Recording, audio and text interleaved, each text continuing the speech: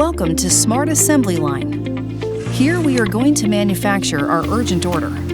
First, the body of the prototype RoboDuck is carved out from the raw material using a subtractive manufacturing process. After the RoboDuck body is created, it then moves to the Smart Assembly Station. Here, an operator with augmented reality-enabled work instructions sees right in front of their eyes exactly what they need to do to assemble the RoboDuck.